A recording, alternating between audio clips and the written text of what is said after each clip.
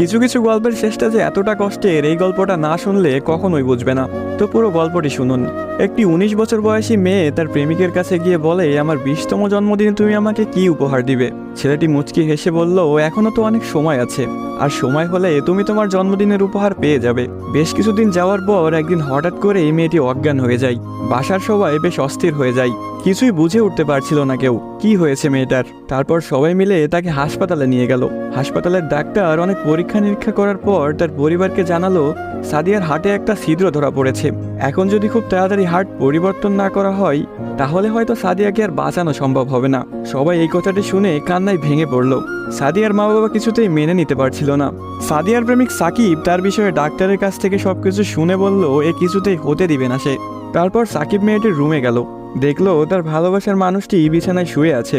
সাকিবের কাছে যেতেই মেয়েটি বলল, সাকিব, আমি মনে হয় আর বাঁচবো না। সাদিয়ার চোখের পানি মুছে দিয়ে সাকিব বলল, কে বলেছে তুমি বাঁচবে না? তুমি খুব শীঘ্রই ভালো হয়ে যাবে। মেয়েটি বলল, তুমি কি করে জানলে? ডাক্তার তো বলেছে আমার হার্টে একটা ছিদ্র ধরা পড়েছে, আর আমাকে বাঁচানো সম্ভব না। ধুর পাগলি, তোমার কিছুই হবে না, দেখো তুমি ভালো হয়ে যাবে। এভাবেই বেশ কিছুদিন যাওয়ার পর সাদিয়া সম্পূর্ণ সুস্থ হয়ে যায় এবং বাসায় ফিরে যায়। বাড়িতে ফিরে এসে সাকিবকে খুঁজতে থাকে, না পেয়ে সাকিবের বাড়ি চলে যায়। সাকিবের বাড়িতে কেউ নেই। অবশেষে সাকিবের ছোট বোনের দেখা পেল সাদিয়া। কিরে, তোমার ভাই কোথায়? সাকিবের বোন কোনো কথা না বলে হাতের ইশারা করে সাকিবের রুমটা দেখিয়ে বলে উঠল, টেবিলের উপরে আপনার জন্য একটা চিরকুট রাখা আছে। সাদিয়া কথাটি শুনে রুমে গিয়ে চিরকুট হাতে নিয়ে পড়তে শুরু করলো।